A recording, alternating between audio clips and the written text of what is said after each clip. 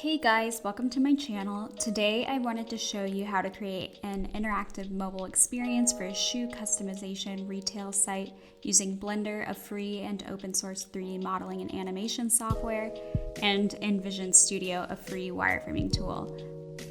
So to kick off the tutorial, I've created a 3D model in Blender to help save some time for us to do a deep dive into how we can integrate a 3D model into a wireframe. However, I wanted to do a quick overview of how I prepared this model so that you all can follow along. If you have 3D modeling experience, you can model, UV unwrap, and texture your model for maximum flexibility in your designs. However, for those of you who aren't confident in 3D modeling, and if a more generic 3D model would work for your project, there are also many websites that have professional 3D models available for download through a quick Google search. Just make sure to check the licensing for the model to make sure you can use it for your intended purposes. To import a 3D model that has already been created, select File, Import, choose the file type of the file you are looking to import, and select the file for import. If the textures weren't packaged with your 3D model, you may still have to UV unwrap and texture the 3D model you imported. For the sake of keeping the length of this video relatively short and manageable, I will leave the tutorials on UV unwrapping and texturing to the videos out there that already exist, but leave a comment down below if you're interested in me doing a separate tutorial on the 3D modeling process. If you have created custom 3D models like myself, you will need to gather your files into one master file. In my file, I created a plain shoe and 5 different color options. So I consolidated these files together and then added 6 cameras in the viewport circling the model. This allows me to easily toggle between which shoe model I currently have visible in the viewport without having to create separate cameras to render images for each model. To append separate Blender files into one master file, click File, Append, navigate to your file and select it. Click Append, select Object, and click Append again. You can organize any appended files into collections by right-clicking on Windows or 2-finger clicking on Mac. In the upper right-hand panel, clicking New Collection, renaming that collection, and moving your files into that collection as I've done for each shoe model I have appended into this master Blender file. To add cameras or lighting to the scene, click Shift-A and select Camera or Light. To move an element, you can select the Move tool on the left-hand side of the screen in the Modeling tab. Likewise, you can rotate an element using the Rotate tool, also located in this panel. In my model, I have 3 light sources of varying temperatures and wattage to properly light the model, as well as 6 cameras to show the front right, back left, back right, and front left of the shoe model that is currently visible. Once you have your models, cameras, and lighting in place, you are ready to start rendering your images of each model. One thing that may happen to you when you are trying to render your images is when you go to Render and Render Image to create the image. Your rendered image may show a different model than the one you have currently visible in the viewport. This is because there is a distinction between disabling or making something not visible in the viewport versus disabling a model in your render. You will need to disable any objects you don't want in the rendered image. Select the model to be disabled in the render. Right-click on Windows or 2-finger click on Mac. Click Visibility and then click Disable in Render. Likewise, you may encounter your image rendering from the wrong camera angle as opposed to the camera you selected. This is because you must make your selected camera the active camera in the scene before rendering your image. To make your camera the active camera in the scene, select your camera, select View, then select Cameras, and then select Set Active Object as Camera. Once any models that you don't want are disabled in the render and your camera is set as the active camera, then you can proceed with rendering the image by clicking Render and then Render Image. You can save your image by clicking the Image button and clicking Save As on the rendered image screen. Here I am creating a folder structure for each shoe so that I can easily find and manage my image files later on in the wireframing process. For this image, I created a folder named Plain Shoe and saved the image in a subfolder as Front, indicating that it is the front view of the shoe. Go ahead and complete this process for all camera angles for each model, remembering to disable any models in the render that you don't want to be seen. You can enable a model through the same process by selecting the model you want to be enabled in the render. Right-click on Windows or two-finger click on Mac, click Visibility, and then click Enable and Render. If Enable and Render is not an option available, it is already enabled. I'm going to speed ahead through this image rendering and saving process.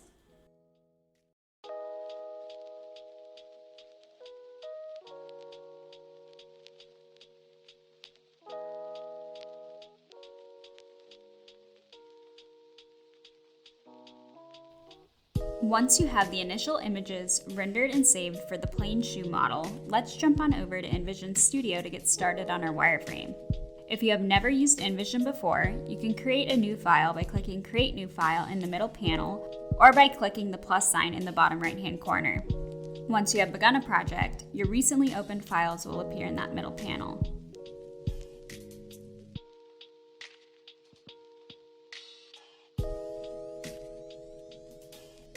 We are creating a mobile experience, so let's select the iPhone XS to set our default artboard size. However, you could always select a different platform, such as desktop or tablet, to fit your project needs.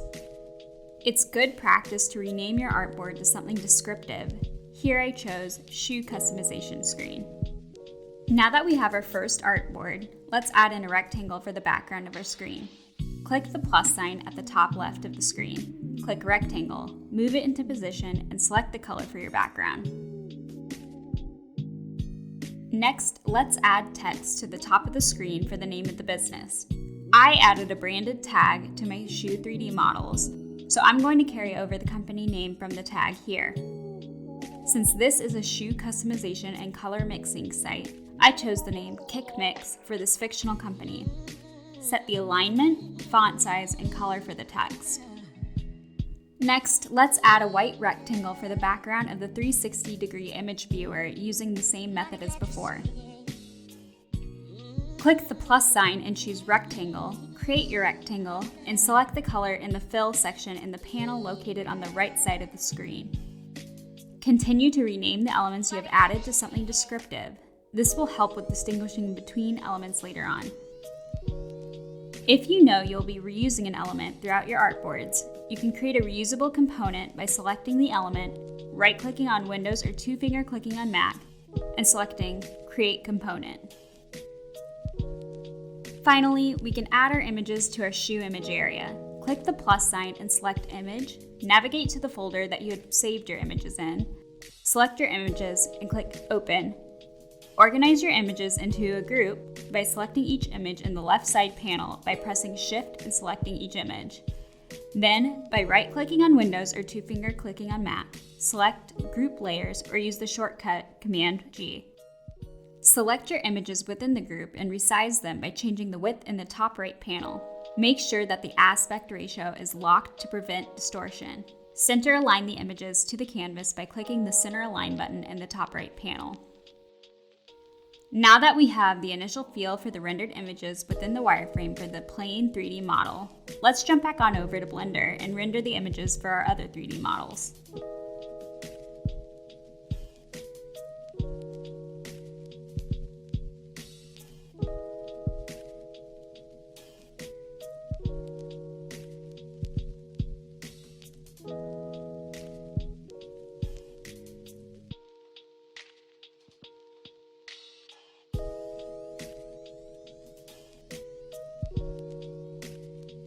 Now that you have the remaining images saved, let's add them into our wireframe using the same process as before.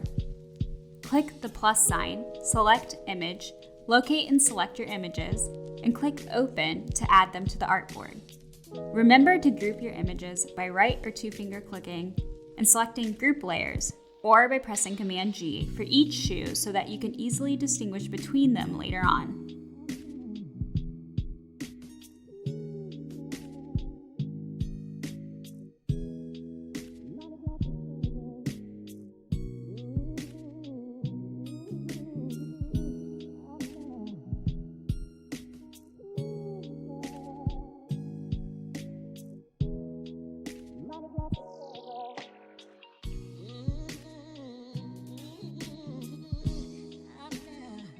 Next, let's add text for the different steps for customizing a shoe.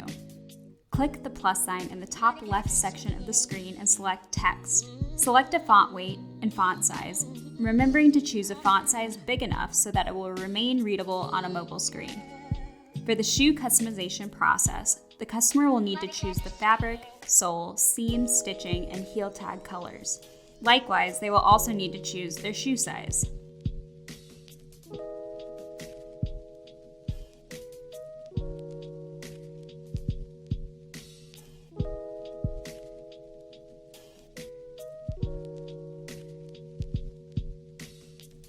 Let's create an Add to Cart button so that the user can purchase their customized shoes.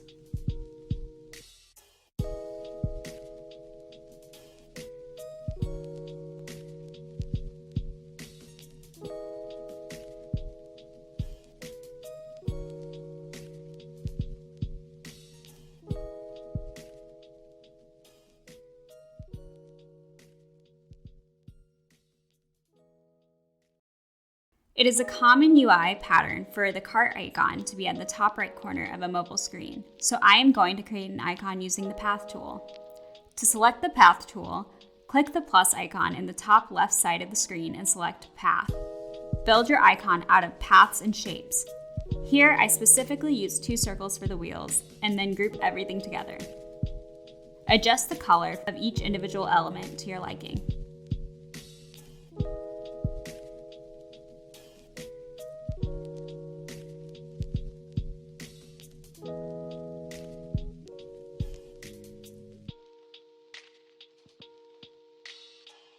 Finally, we need to add the color options to each field that the end user can customize. Here, I am adding a circle for each color option. For the wool, rubber, and stitching, I have chosen coral, periwinkle, marigold, lavender, and gray for color options. For the leather, I have provided white and cognac options. Create the sizing options utilizing the same circle shape, but by adding and centering text over each circle for the sizing information.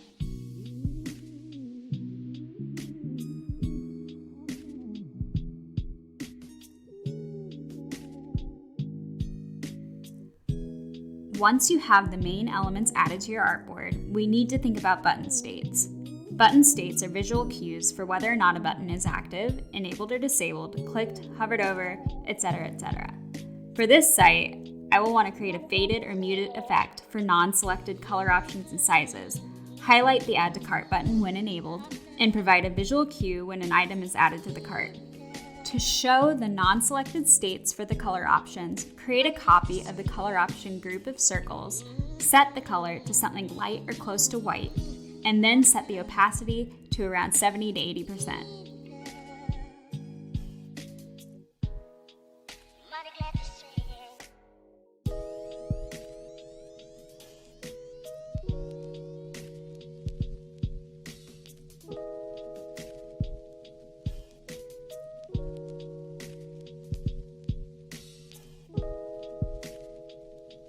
The default state should be for these non-selected circles to be not visible, and only the non-selected colors should have their non-selected state circles be set to visible when a click interaction is added. Create these non-selected state circle groups for each color customization section, as well as the size section.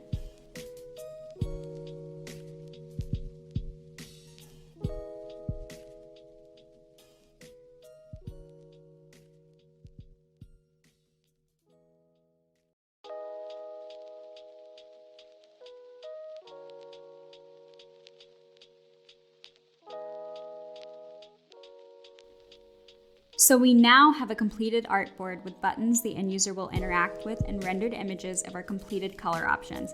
But what if we wanted to show the shoe with the updated color selections as the user selects them?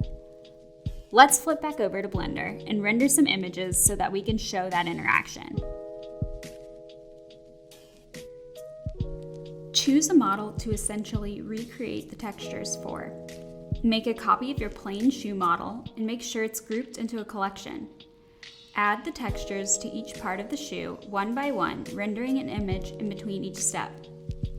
Save the files in a way that it is easy to identify which step of the customization process the shoe represents.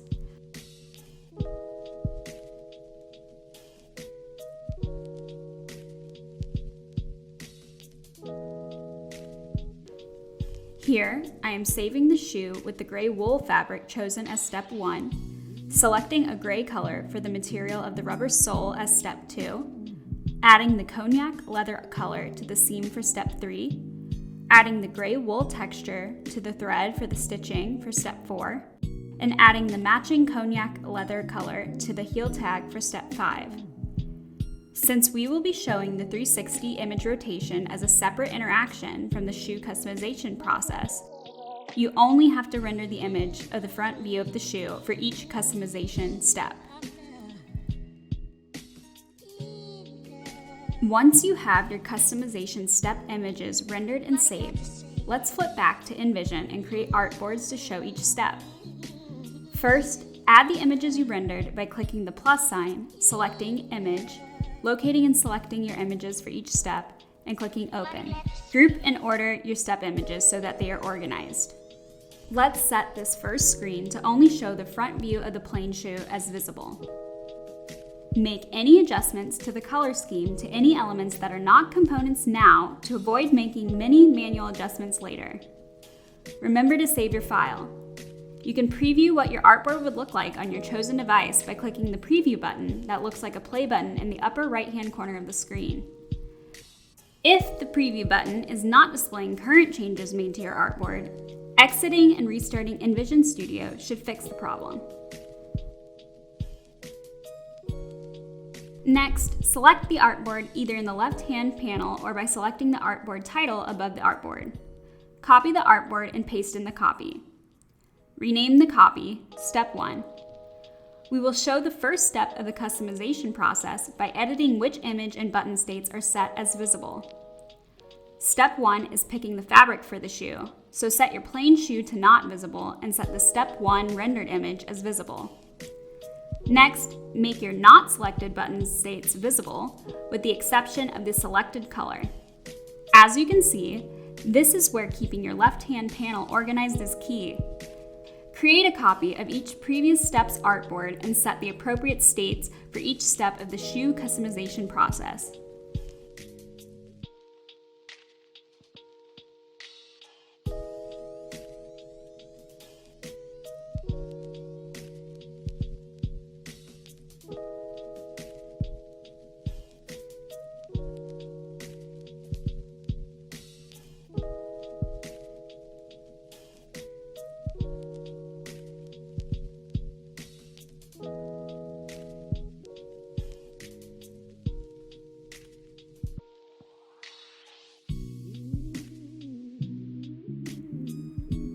Once you have artboards showing each shoe customization step, let's add an artboard for showing when an item can be added to the cart.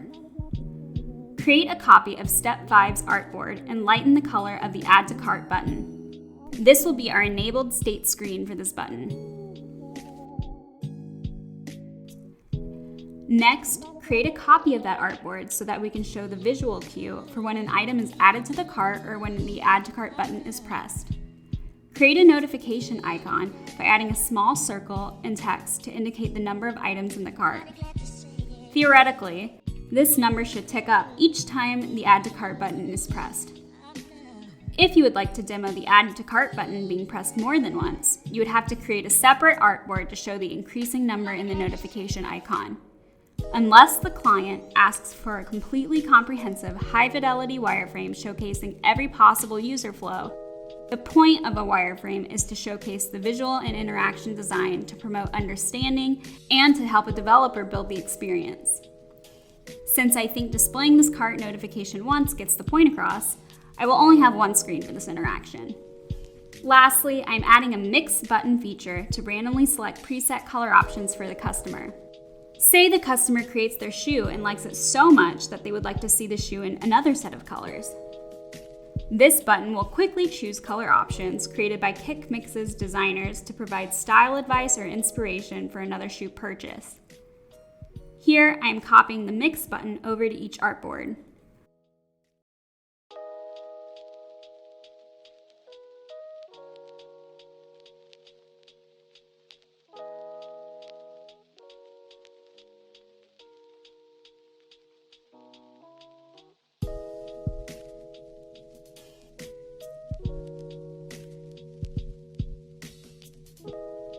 once you have the Mix button on each artboard, create artboards for each colored shoe model.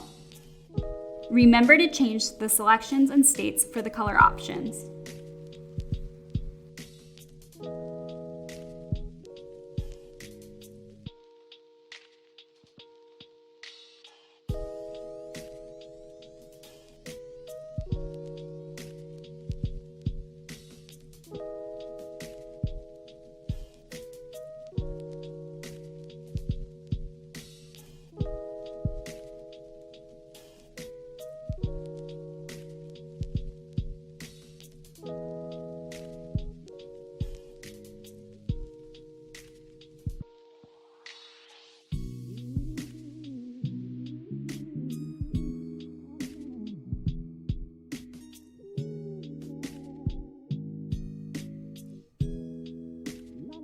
Now that we have the main shoe customization elements and color mixing interactions modeled, let's create the 360-degree image viewer experience.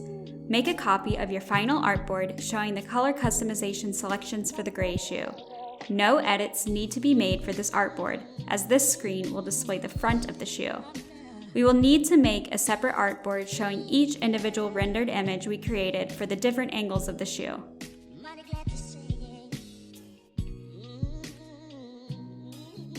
Next, make a copy of that artboard and navigate to the images you saved for the gray shoe. Imagine rotating your shoe. Select the front right image for the next image in your rotation and set it as visible. Remember to set all other images as not visible. Repeat these steps for the back left, back right, and front left images that you had rendered.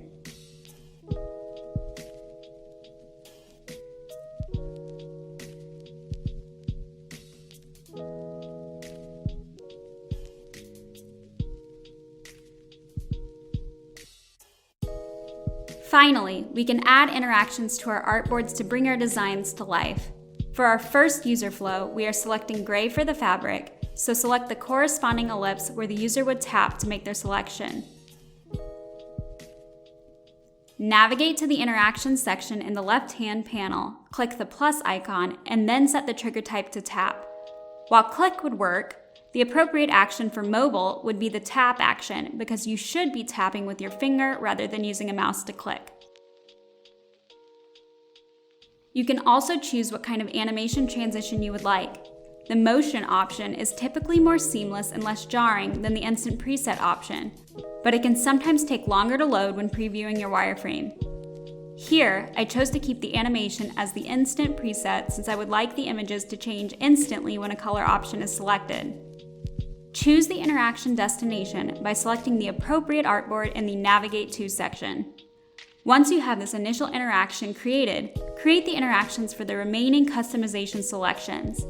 Here, we are selecting gray for the sole, cognac for the seam, gray for the stitching, cognac for the heel tag, and size 8 for the shoe size. You can preview your interactions by using the play button in the upper right-hand corner of the screen. Likewise, you can view your interaction flow arrows by clicking the canvas anywhere outside of the artboards.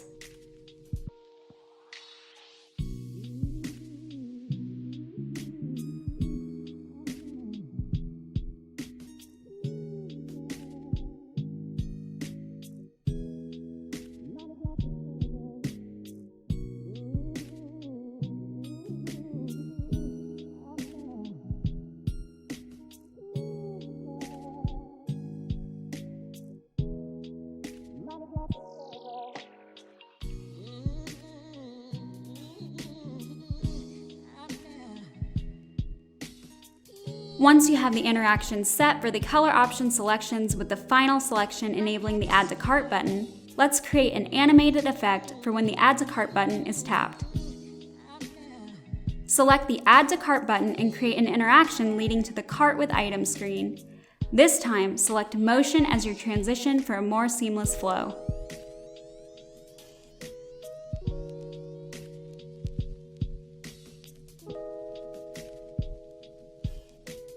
Next, let's add interactions to create the 360-degree viewer effect. Select the shoe image from the last screen you added an interaction to and add an interaction directly to the image.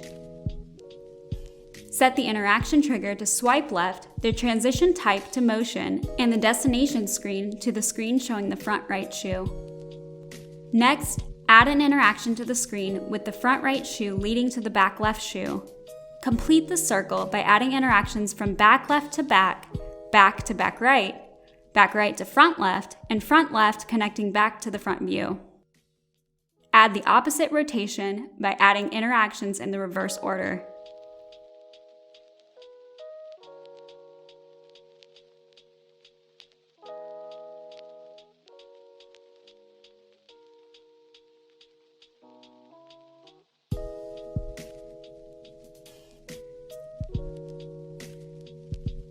Now that the initial user flow has interactions for selecting color options and viewing the shoe in 360 degrees, let's work on adding interactions for the Mix button feature. If I were demoing this experience to a client, I would want to show that I could see additional color options when I tap the Mix button from the gray front screen. Add an interaction to the Mix button with the tap trigger and the destination screen as the Mix 1 coral screen. Set the transition to motion so that the color gently fades in. If I tap the Mix button again, I want to see the marigold color options populate. So add an interaction from the coral shoe screen's Mix button to the marigold shoe artboard.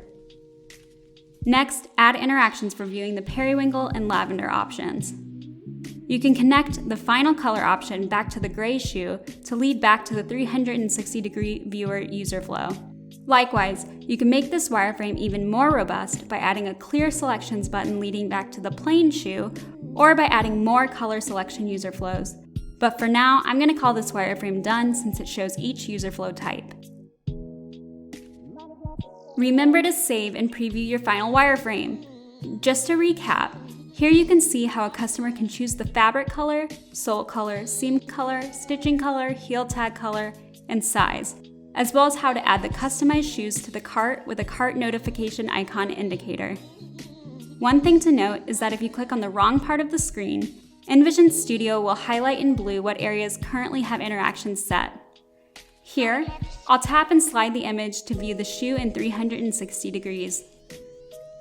If I want to see the shoe in different colors, I can tap the Mix button to see the suggested coral, marigold, periwinkle, and lavender options. If I press the Mix button again, it will circle back to the original gray color option. Sometimes you can see a little glitching if the wireframing tool struggles to load the interactions. But for a free tool, I find that InVision Studio is a pretty robust tool for creating low and high fidelity wireframes.